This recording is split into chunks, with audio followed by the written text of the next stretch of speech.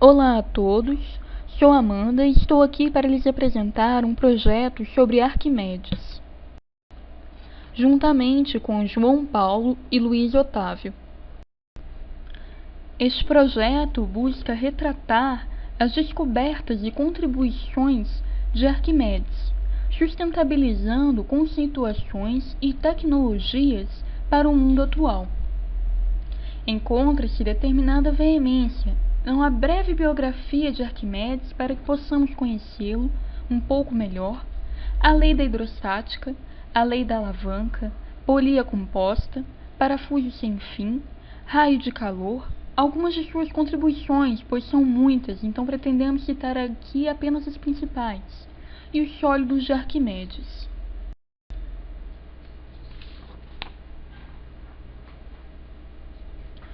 Arquimedes possuía uma mente ampla e com grande desenvolvimento cognitivo, o que contribuiu para a elaboração de seus engenhos. Seu pai era astrônomo, então acredita-se que, devido à profissão do pai, ele tenha sofrido certas influências em aspectos matemáticos e físicos, assim como um estudo que ele obteve em Alexandria, onde retornou e elaborou muitos de seus conceitos. Salientamos o princípio de Arquimedes, que aborda a intensidade do impulso e a força exercida por fluidos em um corpo, brevemente descrita nesse artigo, assim como a lei da alavanca, que possibilita o movimento de objetos com pesos excessivos, a partir de uma pequena força exercida. Enfatizo que suas descobertas e conceitos oportunizaram e proporcionaram o mundo em que vivemos. Por quê? Porque essas descobertas sustentaram as tecnologias que utilizamos hoje em dia. Sem essas descobertas, as tecnologias em que utilizamos rotineiramente não seriam possíveis. A vida de Arquimedes. Bom, Arquimedes nasceu em Siracusa em 287 a.C. Seu pai Fídias era um astrônomo e aristocrata. Sendo assim, acredita-se que houve uma grande influência familiar por parte das perspectivas e da definição de Arquimedes de que ramo seguiria. Sua educação e estudos ocorreram em Alexandria, onde ele conheceu Zenão e Aristótenes, grandes pensadores daquela época. Em Alexandria, consistia em um centro intelectual, além de possuir uma portentosa biblioteca. Ou seja, Arquimedes dispôs de todo um material para o seu desenvolvimento. Ele retornou de Alexandria para sua cidade, onde desenvolveu de modo empírico todos os seus projetos. Acredita-se que ele possuía uma determinada afinidade com o rei governante de seu tempo. Este rei lhe proporcionou indagações e inquisições para que ele desenvolvesse e otimizasse muitas de suas descobertas e conceitos. A serviço deste mesmo rei, ele desenvolveu algumas armas e artefatos de guerra, como o incêndio de navios. Ele incendiava navios a partir de espelhos e do sol, ou o uso de catapultas, que proporcionava uma vantagem sobre o inimigo. Quanto ao falecimento de Arquimedes, ocorreu durante uma invasão romana na cidade de Siracusa. Siracusa resistiu bravamente graças aos artefatos que Arquimedes havia desenvolvido. Mas não adiantou, a cidade foi invadida e havia um mandato de que Arquimedes fosse encaminhado vivo. Mas o general que foi buscá-lo irritou-se, pois o físico em estudo permanecia descrevendo cálculos matemáticos e relutou a ir embora antes de terminar os seus cálculos. O general se irritou e o matou.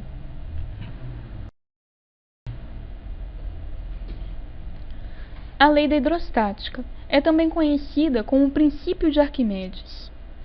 O rei ao qual Arquimedes possuía determinada afinidade o inquiriu quanto ao volume de ouro consistente em sua coroa. Ele acreditava que continha uma quantidade menor do que a que ordenara. Essa inquisição possibilitou Arquimedes a descobrir a lei da hidrostática. A hidrostática é um ramo da física que estuda os fluidos em estado líquido ou gasoso, que se encontram em repouso, e a força a qual eles exercem sobre corpos submersos nestes. Essa lei prenuncia que todo corpo mergulhado em fluido tem seu peso reduzido, devido a uma força em que o mesmo fluido exerce verticalmente, empurrando para cima.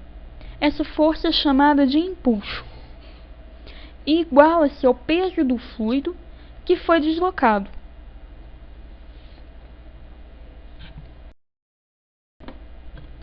Podemos comprovar esta força ao tentar submergir um objeto em águas profundas.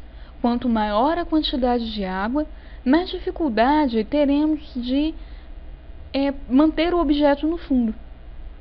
E essa dificuldade de mantê-lo é o impulso.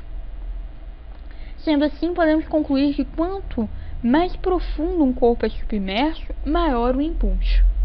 Arquimedes desenvolveu uma fórmula, essa que está descrita aí, que nos possibilita calcular a intensidade do impulso.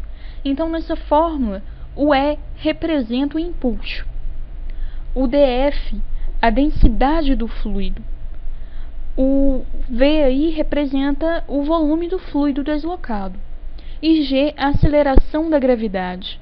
Então, podemos concluir que o impulso é o produto da densidade do fluido, pelo volume do fluido, pela aceleração da gravidade. Um corpo imerso possui duas forças que atuam sobre ele. Uma destas é o peso real do corpo, ou seja, o peso dele quando está fora d'água. O outro é o seu peso quando está dentro d'água, que é conhecido como peso aparente. Ou seja, o objeto tem o seu peso reduzido quando está dentro d'água. Por isso, é uma segunda força que atua sobre ele. Essa relação nos permite calcular o peso aparente, onde temos que o PA é o peso aparente, que é igual à diferença do peso do objeto pelo impulso. Esse I é a impulsão ou impulso.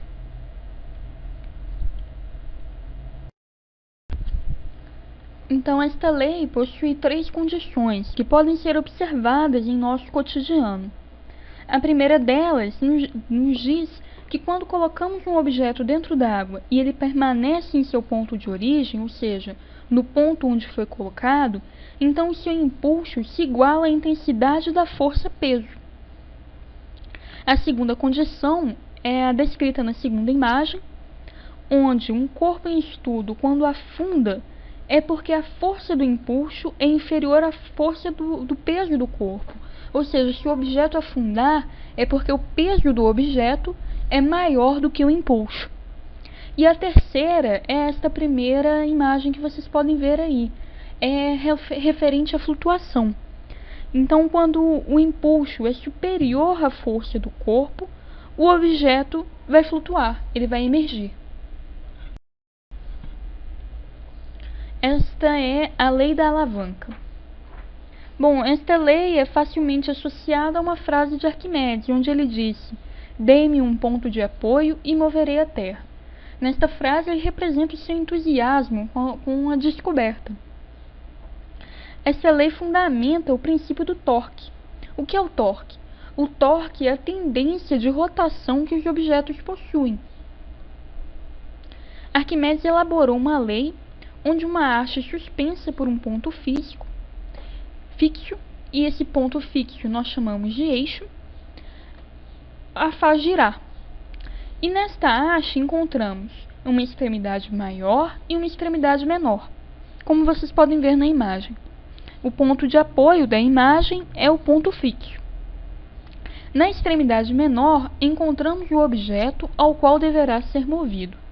E na extremidade maior, se fará uma força que moverá o objeto.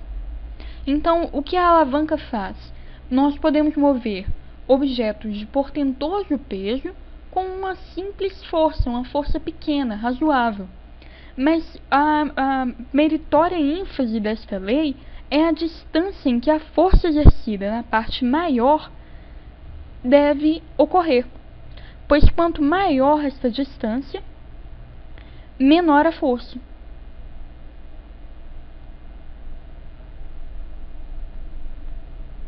Então encontramos essa relação aí embaixo, onde a potência vezes a extremidade maior é igual a resistência vezes a extremidade menor. Bom, esta lei está exemplificada no nosso cotidiano, como na primeira imagem, onde vocês podem observar uma pessoa abrindo a porta. Você já tentou abrir uma porta perto da dobradiça? É quase impossível.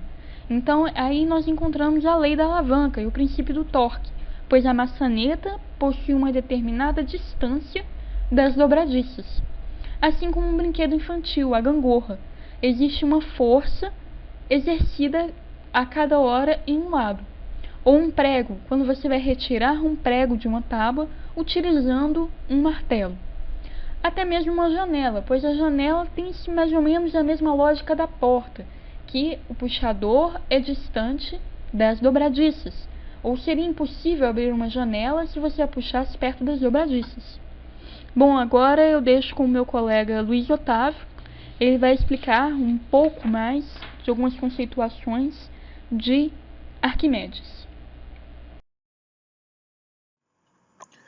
O primeiro assunto que eu vou desenvolver é sobre o raio de calor de Arquimedes.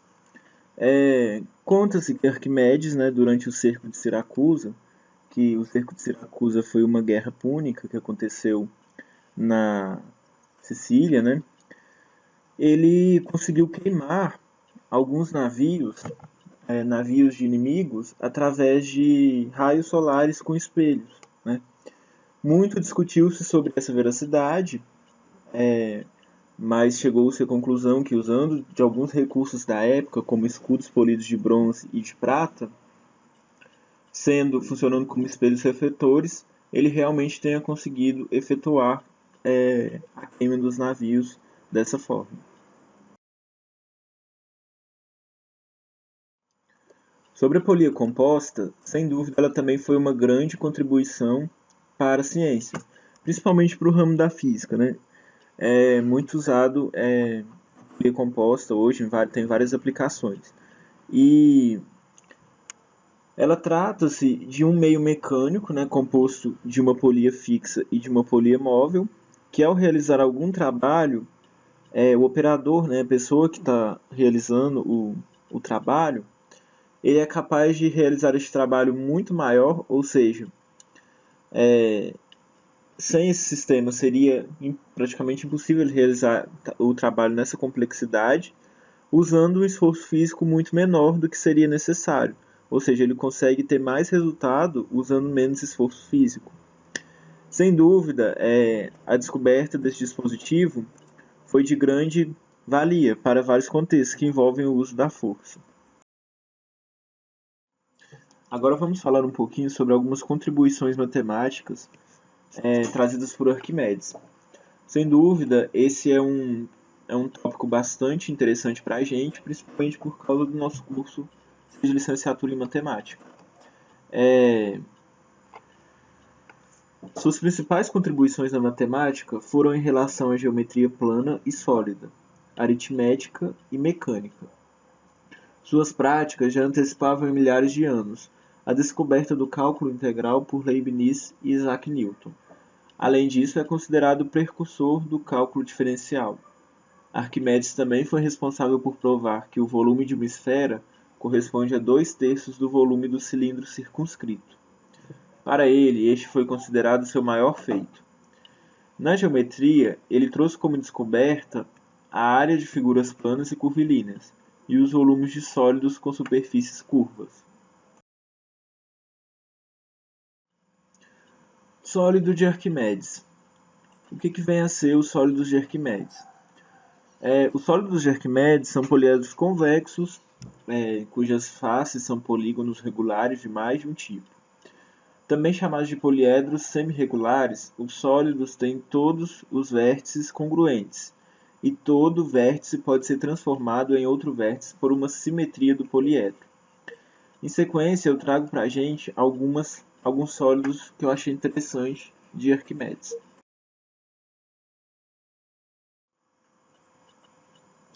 Na figura, a gente tem um sólido de Arquimedes com a nomenclatura de rombi-cúbico-taedro. Ele é um sólido, que contém 26 faces, sendo 8 triângulos e 18 quadrados.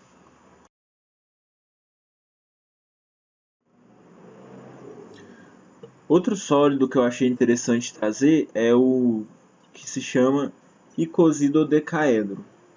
Ele está representado aí na figura. Ele trata-se de um sólido composto de 32 faces, sendo 20 triângulos e 12 pentágonos. E por último, para finalizar essa parte dos sólidos de Arquimedes, eu trouxe esse terceiro sólido com nomenclatura de icosidodecaedro truncado. Ele é um sólido composto de 62 faces, sendo 30 quadrados, 20 hexágonos e 12 decágonos.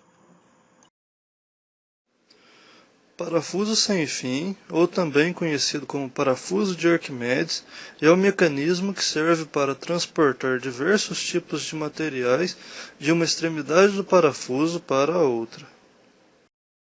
Sua constituição se dá da seguinte forma: uma haste central, uma camada saliente em torno a esta haste central na forma de espiral que acompanha todo o comprimento dessa haste, dando a intenção de um parafuso, por assim dizer, e essa estrutura colocada dentro de um tipo de cilindro oco que também segue o comprimento da haste.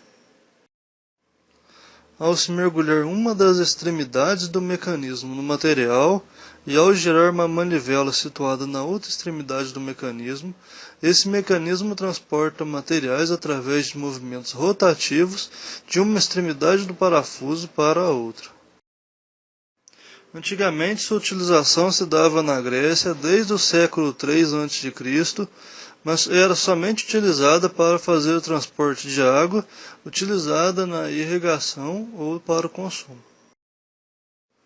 Atualmente foi aperfeiçoado esse mecanismo para um tipo de máquina hidráulica, utilizada para bombear esgotos, ajudar na remoção de terra em escavações e até mesmo para o transporte de grãos. Resultados de excursão. O estudo ao qual dispusemos nos possibilita concluir que as contribuições de Arquimedes para as tecnologias e conceituações do mundo contemporâneo são inúmeras, ou seja, são incontáveis. E sem elas não haveria o progresso nem o mundo em que vivemos. A lei da hidrostática, ou princípio de Arquimedes, permitiu o cálculo do volume de objetos e a compreensão e existência do impulso e da densidade dos fluidos, elevando a novos estudos, aos quais fundamentos neste princípio desenvolveram este e diversos outros ramos inerentes à física. Ou seja, o princípio de Arquimedes, ou lei da hidrostática, impulsionou parte da física. Sem esse princípio, não haveriam conceitos e tecnologias as quais utilizamos hoje em dia. Em nosso cotidiano, utilizamos dispersivamente, ou seja, não observamos o uso da lei da alavanca, como já foi mencionado, no uso de uma porta, de uma janela, até mesmo uma tesoura. Nós utilizamos cotidianamente, mas muitas vezes banalizamos, pois é comum o uso e o conhecimento. Também podemos encontrar essa lei da alavanca em um objeto qualquer. Como? A partir da linha de produção deste objeto. Sem dúvidas, esse conceito e esta prática foi utilizada na produção daquele objeto. O parafuso de Arquimedes é outro com ênfase no mundo atual. Ele se mostrou, após ser aperfeiçoado e aprimorado, grande utilidade na remoção de terra durante operações de escavação. Leva alimentos a um triturador e no transporte e elevação de grãos, possibilitando trabalhar tanto com sólidos como com os líquidos. Bom, irrefutavelmente conclui-se que o mundo o qual habitamos atualmente, em nível tecnológico e conceitual, não seria possibilitado sem os engenhos de Arquimedes, porque ele fundamentou e estruturou pesquisas, estudos e tecnologias as quais utilizamos. Assim como ele vai embasar o estudo de novas gerações e da geração atual, porque essas gerações, esses jovens e estudiosos, vão utilizar dessas tecnologias, destes conceitos, para elaborar novos, se embasando e buscando novos conhecimentos, novos desenvolvimentos, mas que não seriam possíveis se já não existisse estas as quais Arquimedes elaborou. Então, podemos concluir que a herança de Arquimedes contribuiu e instituirá novos conceitos e tecnologias. Ou seja, impossível viver no mundo em que vivemos sem esses conceitos aos quais Arquimedes nos elucidou. Bom, obrigada pela atenção de todos e espero que tenham gostado.